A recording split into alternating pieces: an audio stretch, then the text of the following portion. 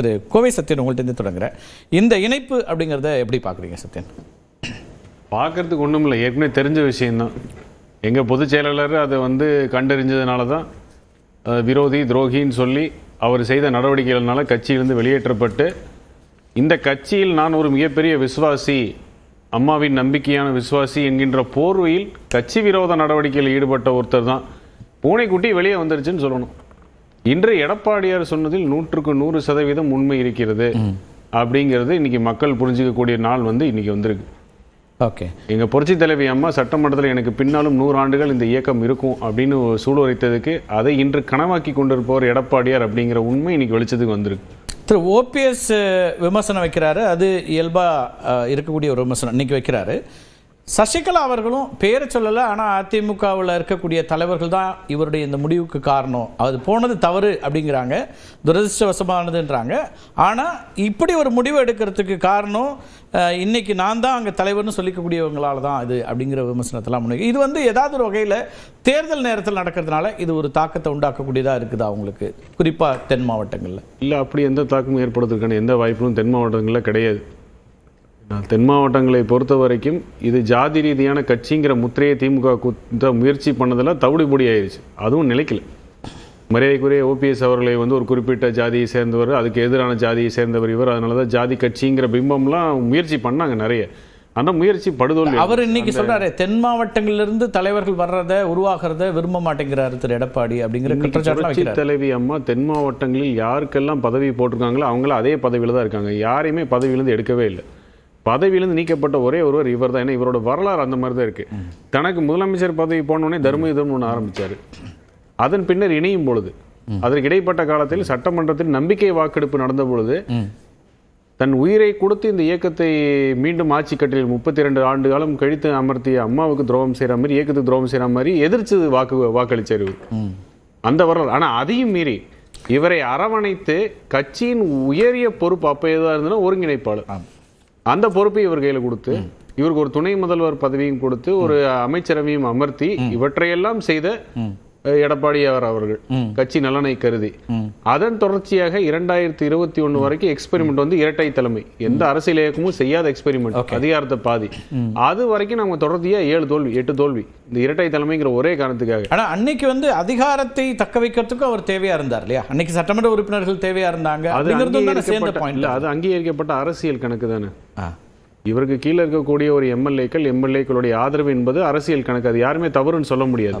ஆனா இவருக்கு கிடைக்க பெற்றது என்னன்னு பார்த்தா, அந்த அரசியல் கணக்குல இவர் கட்சியோட உயரிய பதவி, நமக்கு போட்டது ஆட்சியோட கணக்கு. எம்எல்ஏக்கள் தேவைங்கிறது ஆட்சியோட கணக்கு, அது ஜனநாயகத்தில் அனுமதிக்கப்பட்ட ஒன்று. ஆனா கட்சியை பொறுத்த வரைக்கும் எடப்பாடியாவது விட்டு கொடுத்தார், அவர் ஒருங்கிணைப்பாளராக இருக்கட்டும். இப்போ கடைசியாகவும் நான் கசப்புகள் எல்லாம் தான் தாண்டி தான் வர வேண்டி இருக்குன்னு சொல்றாரு. எந்த நிபந்தனையும் இல்லாமல் அதிமுகவில் இணைய தயார் தான் கடைசியாக அவர் கொடுத்த ஸ்டேட்மெண்ட்டாக இருந்துச்சு. அப்போ அவரை எடுத்துக்க 6 மாதங்களுக்கு முன்னாடியோ பலமுறை அவர் சொல்லியிருக்கிறார், எனக்கு எந்த நிபந்தனையும் இல்லாமல் நான் வர தயாராக இருக்கேன்னு. ஆனால் ஏற்றுக்கொள்ளாத போது அவருக்கு என்ன வழி, அப்புறம் கட்சியிலேருந்து நீக்கப்பட்ட நிலையிலேருந்து வேறு என்ன வழி அப்படின்னு ஒரு பார்வையை முன்வைக்கிறாங்க. இது சராசரியாக ஒரு கட்சிக்கு எதிரான ஒரு நிலைப்பாடு எடுத்தோ, ஒரு பொது வெளியில் விமர்சனம் வைத்தோ, மீண்டும் மன்னிப்பு கோரி கட்சியில் உள்ள வந்தவங்க கதை வரலாறுலாம் இருக்கு, இல்லைன்னு சொல்லலை. ஆனால் நான் தான் இந்த கட்சியோட தலைவர் ஒருங்கிணைப்பாளர்னு சொல்லி வழக்காடு மன்றத்தில் வழக்கலை தாக்கல் செஞ்சு அதே கட்சியோட அலுவலகத்தை, கோயிலா இருக்கக்கூடிய அலுவலகத்தில் ரவுடிகளையும் அடியார்களையும் கூட்டு போய் அடிச்சு சூறையாடின ஒரே வரலாறு இவர்கிட்ட தான் இருக்கும். உலக அரசியல் கட்சிகளோட வரலாற்றிலேயே கட்சியோட தலைவரே அந்த கட்சியோட அலுவலகத்தை ரவுடிகளை கொண்டு போய் சூறையாடின வரலாறு இவர்கிட்ட ஒருத்தர் தான் இருக்கும்.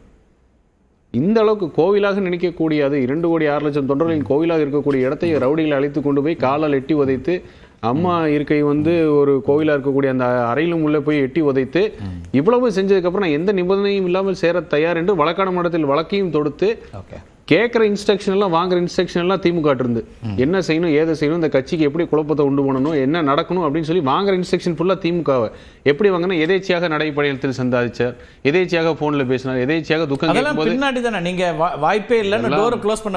முதல்ல இருந்தே இவர் கட்சி அலுவலகத்தில் அடிச்சு உடைக்கிறாங்க போது ஆர்டிஓ போலீஸ் ஸ்டேஷன்ல வெயிட் பண்ணிருக்காரு, கட்சி ஆஃபீஸில் சீல் பண்றதுக்கு. 9:30 ஆர்டிஓ போலீஸ் ஸ்டேஷன்ல உட்காந்துருக்காரு. இவர் அடிச்சு உடச்சு போனே வேகம் ஆடியோ பூட்டி சீல் வைக்கிறாங்க கட்சியோட அலுவலகத்தை. அதுக்கப்புறம் வழக்காடு மன்றத்தில் போய் பண்றோம். இதெல்லாம் திட்டமிட்டு செய்யற விஷயம். திட்டமிட்டு அந்த உத்தரவுல எங்கிருந்தோம்னா திமுக இருந்து வருது. திமுகவின் உயர்மட்டத்திலிருந்து வாங்கக்கூடிய உத்தரவுகளை இவர் ரொம்ப அவ்வளவு கஷ்டப்பட்டு செய்யறாரு. இந்த கட்சியை பலவீனப்படுத்தணும். நீங்க சொல்ற மாதிரி 3 முறை முதலமைச்சர் இந்த கட்சியோட உயர் பதவியான ஒருங்கிணைப்பாளர்னு எல்லா பதவியும் எதிர்கட்சி தலைவர், நிதித்துறை அமைச்சரா இருந்தாரு, எல்லா அங்கீகாரமும் பதவியும் அனுபவித்த பின்னர் அதையே துண்டாட வேணுங்கிற வேலை தான் இவர் பார்த்திருக்காரு ஒழிய இன்னைக்கு வரைக்கும் அவருடைய பதவிக்கு அழகு சேர்க்கும் வகையில் இயக்கத்திற்கு வலு சேர்க்கும் எந்த வேலையும் செய்யல. முதல் கட்ட கருத்தை எடுத்துக்கிறேன். திரு தங்க தமிழ்ச்செல்வன், இவர் திரு ஓ பன்னீர்செல்வத்தினுடைய வருகை அப்படிங்கிறது திமுகவுக்கு என்ன அப்படிங்கிற ஒரு கேள்வி இருக்கு. அங்கிருந்து நீக்கப்பட்டுட்டாரு அல்லது பாஜகவும் பெருசா அவர் எடுத்துக்கல அப்படிங்கிற இடத்துல இருந்து அவருக்கு வேற ஆப்ஷன் இல்லாம திமுகன்னு வந்திருக்காருன்னு பார்க்க வேண்டியிருக்காங்க. முதல்ல நண்பர் சத்யன் சொன்னதுக்கு கொஞ்சம் விளக்கம் சொல்லிக்கிறேன். அதிமுகவில் தலைவர் எம்ஜிஆர் மறைஞ்ச பிறகு டிஸ்பியூட் வந்துச்சு ஜார்ஜே. அதில் அம்மா ஒரு அணி, அந்த அம்மா ஒரு அணியில் இருக்கும்போது இதே தலைமை கழகத்தில் அடிதடி நடந்துச்சு. அதில் எங்கள் அப்பாவுக்கெல்லாம் அந்த மண்டையில் அடிபட்டு ரத்தமெல்லாம் வந்துச்சு. அந்த டிஸ்பியூட்டில் கலந்துக்கிட்டவங்களை அந்த அம்மா மன்னித்து கட்சியில் சேர்த்து முதலமைச்சராக வந்தாங்க. சொல்கிறார்ல, தலைமை கழகத்தை அடித்து உதச்சாங்க. அதே டீம் போய் ஆரம் வீரப்பெண் தலைமையில் போய் மல்லு கட்டி என்னென்னமோ பண்ணி பார்த்தாங்க. அந்த இதையும் மறந்தும் கூட அந்த அம்மா மன்னித்து சேர்த்தாங்க.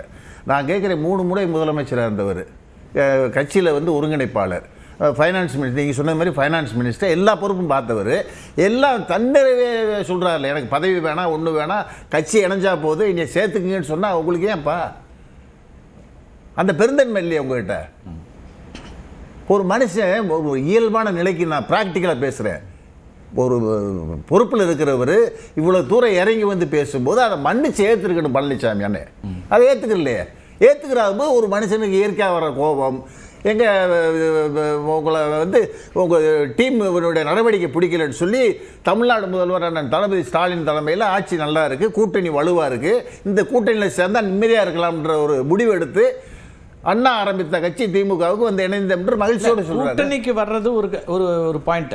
ஆனா கட்சியிலே இணையிறது அப்படிங்கிறது இருக்குல்ல, அதுதான் சத்யன் என்ன சொல்றாருன்னா, அவர் ஏற்கனவே திமுக கிட்ட இருந்து அதுக்கான உத்தரவுகளை பெற்று செயல்பட்டு இருந்தாரு, இப்ப அங்க போயிட்டாரு. சிவசன் மூலம் அந்த விமர்சனத்தை வைக்கிறாரு. இப்ப திமுகவிலிருந்து உணவு 10 டைம் இப்ப சொல்றீங்க, எப்படி இந்த டீம் இப்படி சைலண்டா விடுவீங்க நீங்க? எப்படி அவர் சொல்படி தான் கேட்டு நடந்தான்றது என்ன ஆதாரம் இருக்கு? பேசலாம் மீடியாவில், என்ன ஆதாரம் இருக்கு?